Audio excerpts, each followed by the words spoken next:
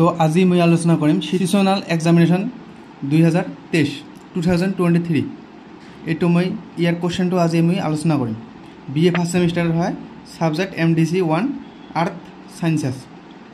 Total mark থাকিব 15, time হচ্ছে 45 minutes. Sessional examination হয় এইটো। প্রথম কোশ্চেনটা হচ্ছে দেখিম। প্রথম কোশ্চেন হচ্ছে হোয়াট ইজ ল্যান্ডফর্ম। ল্যান্ডফর্ম কি? ইয়ার উত্তর মই লিখি দিছ। উত্তর হচ্ছে features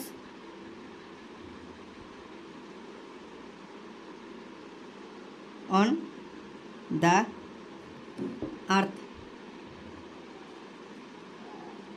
surface that make up the terrain।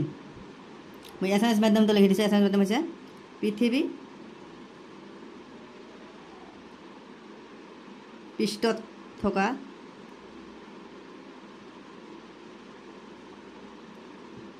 বৈশিষ্ট্যবোৰ হৈছে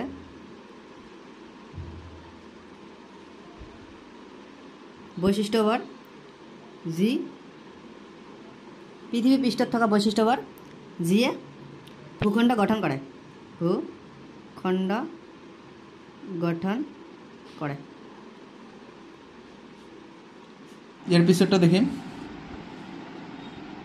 ইয়াৰ পিছত B2 হৈছে which process generates the earth magnetic field. পৃথিবীৰ চুম্বকীয় ক্ষেত্ৰ কোনটো প্ৰক্ৰিয়া দ্বাৰা হয়।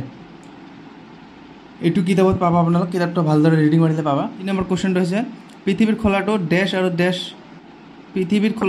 আৰু ড্যাশেৰে গঠিত।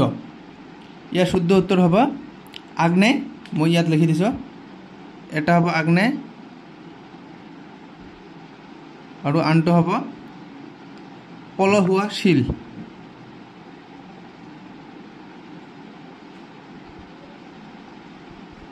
ইয়াৰ পিছৰটো হৈছে বায়ুমণ্ডলত নাইট্ৰজেন গেছৰ পৰিমাণ শতকৰা কিমান। অৰ্থাৎ বায়ুমণ্ডলত নাইট্ৰজেন গেছৰ পৰিমাণ কিমান হয় এইটো সকলোৱে জানে। সৰুৰ পৰা পাই আহিছে 78%। অক্সিজেন হৈছে 21% হয় আৰু 1% অন্যান্য গেছ থাকে। ইয়াৰ পিছৰ কোশ্চেনটো হৈছে ই নম্বৰ পৃথিৱীৰ আভ্যন্তৰ ভাগৰ নাম কি। এইটো কিতাপখন ৰিডিং কৰিলে পাই যাব। 2 নম্বৰটো দেখিম আমি। 2 নম্বৰ কি কি কোশ্চেন আছে। তলৰ প্ৰশ্নৰ উত্তৰ লিখা। ডিফাইন ৰিভাৰ, নদীৰ সংজ্ঞা দিয়া। নদীৰ সংজ্ঞাটো কিতাপত আছে, পঢ়ি ল'ব। ইয়াৰ পিছৰটো হৈছে মালভূমিৰ সংজ্ঞা। মালভূমিৰ সংজ্ঞা কিতাপত আছে, পঢ়ি ল'ব। ইয়াত ওপৰত কৈছে তলৰ প্ৰশ্নৰ উত্তৰ লিখা। চি নম্বৰটো হৈছে খনিজ পদাৰ্থৰ কঠিনতা জোখা এককটোৰ নাম কি। Very very important question. ইয়াৰ এককটোৰ নাম হৈছে মছ কঠিনতা।